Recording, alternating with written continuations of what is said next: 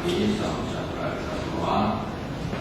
Yang saya hormati Pak Priyono dari BI, Jayani dari BI, Pak Anwar dari Bisnis Indonesia, Bu Rita dari Kompas, Bu Indri ini, waduh, selalu hadir. Terima kasih dari Kadin saya dan teman-teman.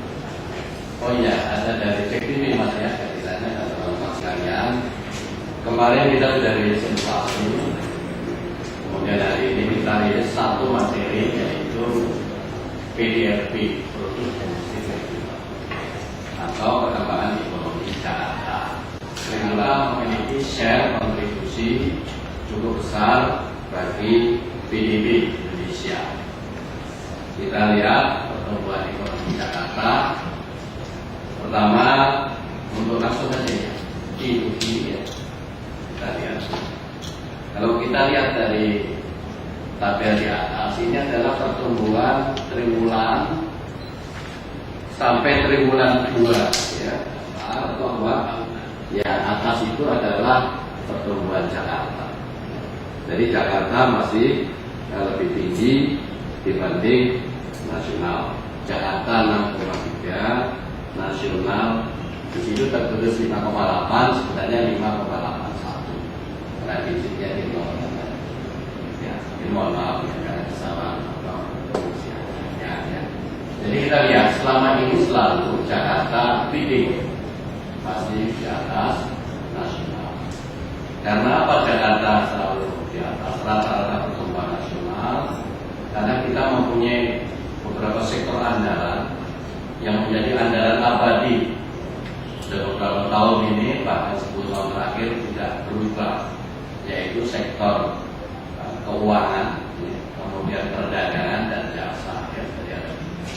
Belum lagi ada sektor konstruksi yang juga memiliki peran cukup besar. Nanti Bu Mita akan menjelaskan.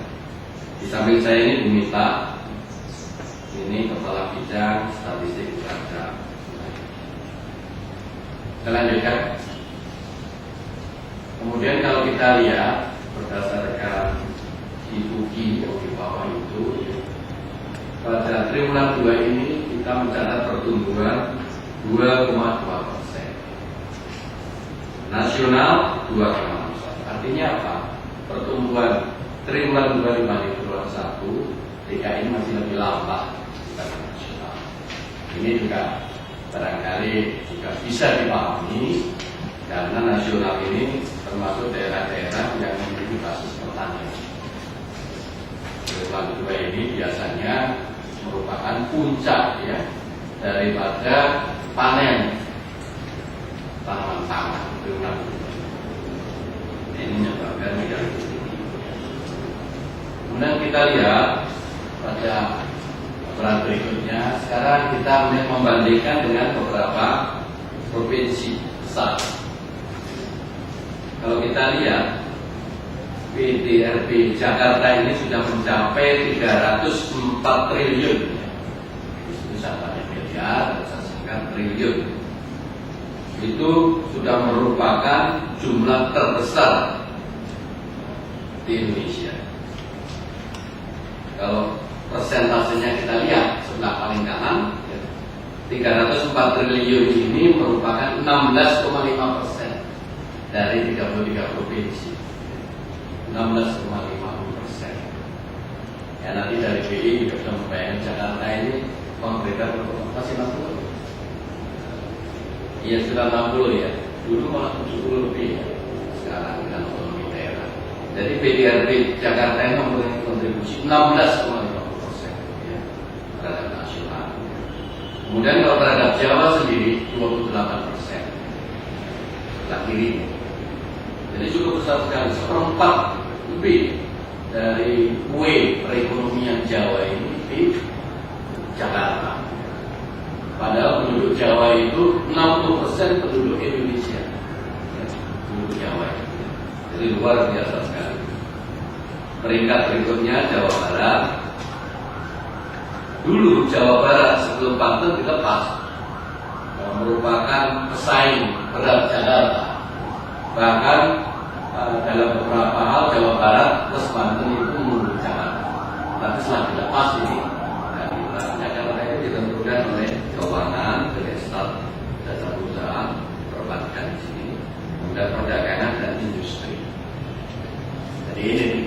Sebenarnya konstruksi dalam beberapa tahun terakhir juga cukup besar perkembangannya, ya. Booming konstruksi kan Jakarta. Seperti itu bangunan-bangunan yang belum jadi cukup banyak. Itu barangkali konstruksi juga kita paling tinggi secara nasional, paling tinggi secara nasional. Jadi tetap 64% itu 2/3 dari perekonomian Jakarta itu dijamin tiga sektor. Lanjut, nanti pemerintah akan lebih lanjut. Kemudian kalau kita lihat dari penggunaan, konsumsi rumah tangga masih merupakan mayoritas, 57,4%, ekspor 54,9%, dan investasi pemasukan modal bruto ya. Investasi ini 38,1%. Di Indonesia juga persentasenya tidak banyak berubah. Jadi dibagikan pada bapak-bapak sekalian, memang konsumsi rumah tangga ini merupakan penyumbang tiga. Kita tidak merilis ITB, tapi kita merilis ITK dengan alasan something tidak ada rilis nasional ITB 2.500 juta. Kita lihat triwulan 2 ini masih mencatat optimisme yang tinggi ya. Di berbagai daerah kalau kita lihat sebelah kiri itu paling tinggi Bali. Bali itu optimismenya tinggi. Jawa Barat itu rendah. Kalau Jawa Barat itu kalau kita lihat levelnya ya, Bali 111, Jawa Barat 107. Nah, nanti kita lihat komponennya apa. Sementara DKI 110. Kita lihat ada tren peningkatan dari berbagai variabel pembentuk ITK. Mulai dari persepsi mengenai optimisme pendapatan rumah tangga juga meningkat, kemudian kaitan inflasi dengan konsumsi makanan sehari-hari juga meningkat.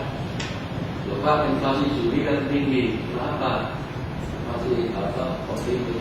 Juli itu kan triwulan 3, betul. Triwulan 2 itu Januari, April namanya Juli. Dari inflasinya masih rendah. Juli ya, nanti triwulan 3 ada kemungkinan menjadi nanti pembentuk inflasi ini mencatat kemungkinan tingkat konsumsi beberapa komoditi juga mencatat peningkatan sehingga indeks konsumsi naik dari 108 menjadi 110. Perkiraan triwulan 3 juga ditandai dengan rasa optimis. Di beberapa daerah kita lihat yang tertinggi masih Bali.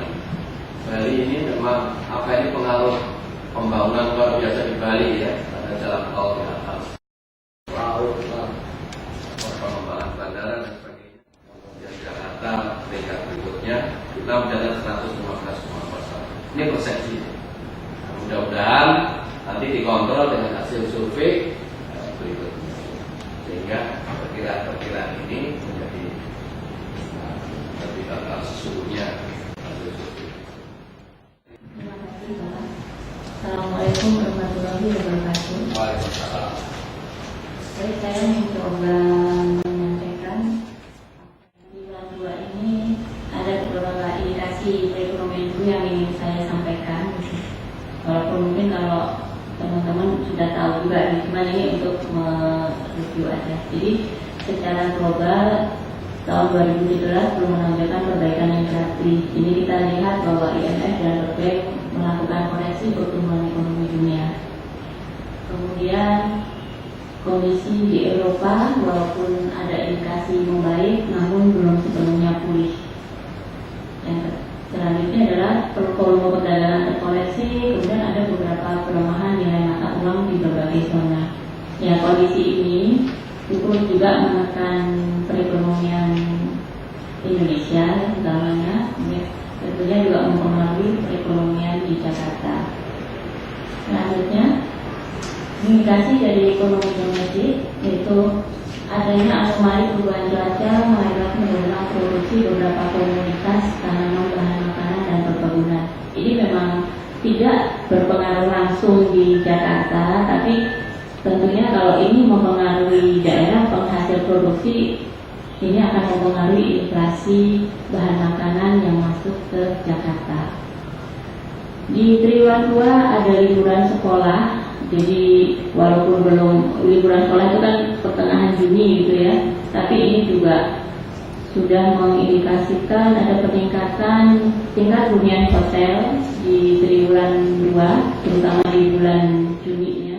Selanjutnya di triwulan 2 ini rupanya ada persiapan lebaran gitu ya, untuk peningkatan produksi barang-barang industri. Jadi karena lebarannya itu kan di bulan Agustus gitu ya, jadi banyak barang-barang yang sudah mulai diproduksi di triwulan 2. Nanti ini juga terlihat waktu kemarin kami merilis industri besar sedang ya, jadi termasuk industri mikro kecilnya. Jadi di situ terlihat bahwa memang di triwulan 2 ada peningkatan produksi dari barang-barang industri. Tapi tentunya kalau kita bandingkan dengan triwulan 1, di triwulan 2 itu memang selalu terjadi peningkatan kapasitas produksi gitu ya. Jadi kalau di Jakarta itu terlihat, karena di triwulan 1 biasanya belum apa-apa, di kapasitas produksinya itu masih rendah. Nah, nanti di triwulan 2 itu mulai meningkat. Nah, biasanya sih nanti di triwulan 3 itu puncak-puncaknya kapasitas produksi.